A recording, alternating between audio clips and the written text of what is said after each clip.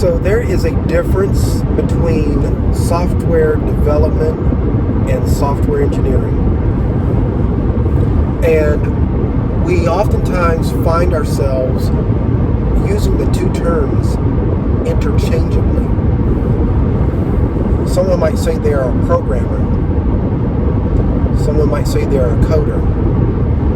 But when we're talking about different levels of software, the same program, but different levels of it, right? So imagine you have a software program. It's a spreadsheet. Now, at one level, the spreadsheet might be able to accept entries and input, do some calculation. But at a certain point, the numbers end up wrong. The program will crash. The program will have some issues. So the program wasn't written right. It wasn't written well enough. Now, that same spreadsheet, right, could have been built at a simple level, could have been built intuitively from the person who built it in a way where it looks nice, it looks polished, it's reliable, it's fast, and it's good.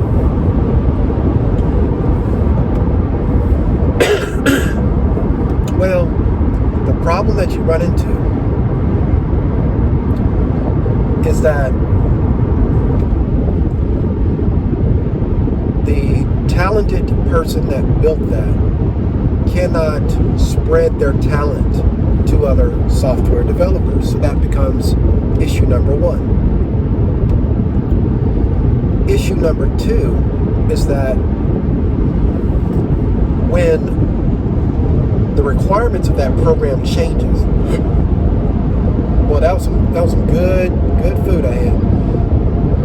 When the requirements of that program changes and you need to do more with that program, maybe just a little bit more ambitious level to the program, the skill set and talent good enough for a highly polished, reliable version spun out intuitively from that programmer does not rise to the level for the next level of the program. So, this is where we get into software engineering. Software engineering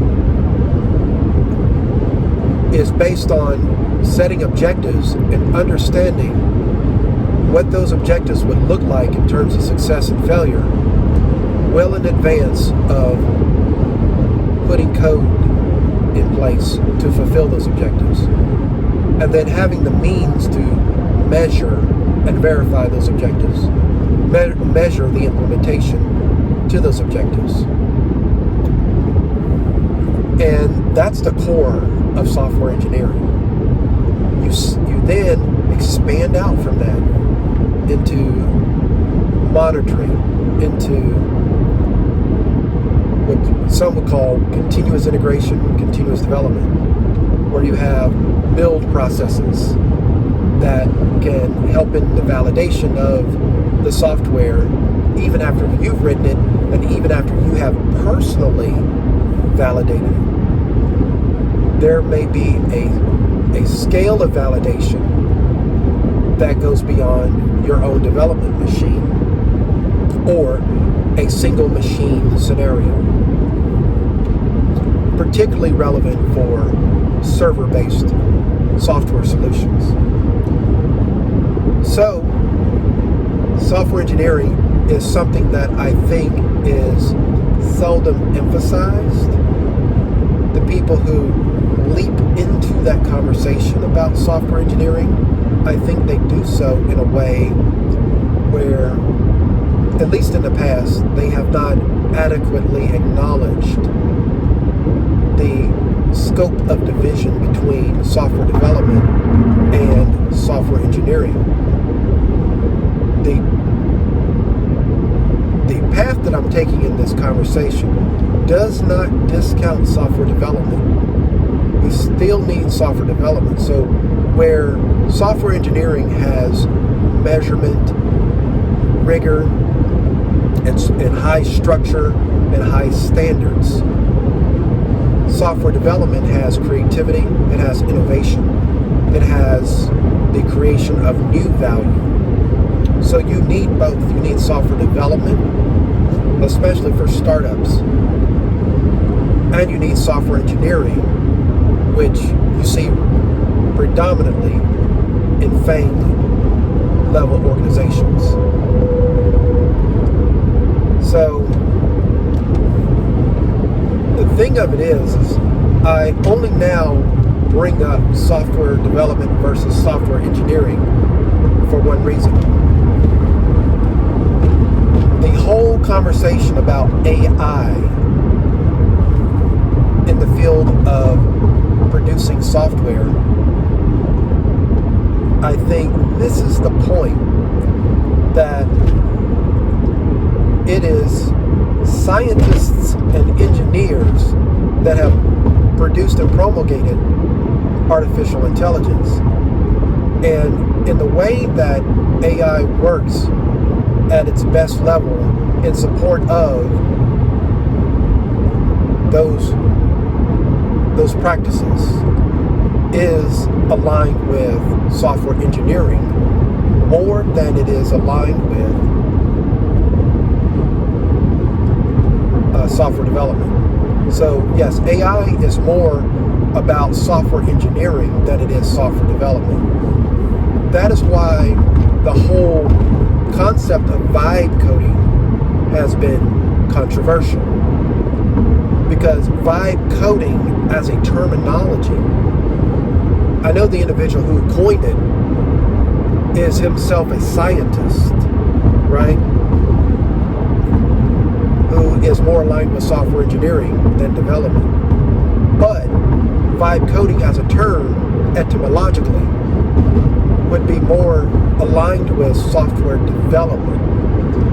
And AI does not do software development at the level of a senior software developer who has years of experience, creativity, business acumen, cultural awareness, market awareness, and an understanding of the field of software development. Right?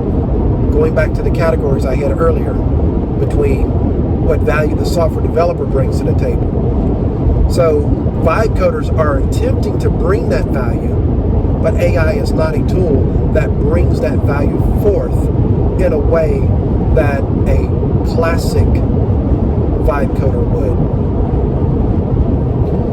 But in agentic AI, you do see this. You do see the extensive use of guardrails, the extensive use of specs, the extensive use of standards in order to guide and choreograph the activity of multiple agents towards a particular outcome. And it works well when you have a well-defined software engineering practice in place that you know provably produces the results that is acceptable to your organization. That does not mean that the results feed a pipeline of innovation and continuous market expansion and profit growth. It does not mean that. Because in many ways, engineering by its own nature, by its very definition, is very much aligned to AI, in that it's about the principles that have worked well in the past and that has been proven and that you can rely upon, right? See, AI data sets are frozen in time. They cover a certain time span, which is not all a bad thing, right? It's just that the time span that's covered right, does not include the latest research, the latest discoveries. And you can mitigate that to an extent through retrieval augmented generation. But there are limits to retrieval augmented generation. The limits is the AI's own ability to absorb and properly synthesize that data and that information that you're presenting to it. So it can do it to an extent, but the mileage will vary with mixture of experts, reinforcement learning, and attention-based access to information, right? In other words, learning on the fly. There's limits to that with a software implementation that we call AI that is going to be biased towards its already trained data set. So that's the thing about AI, is that it's actually useful if you're doing software engineering and you are more often than not sticking to a tried and true template in how you build and deliver software.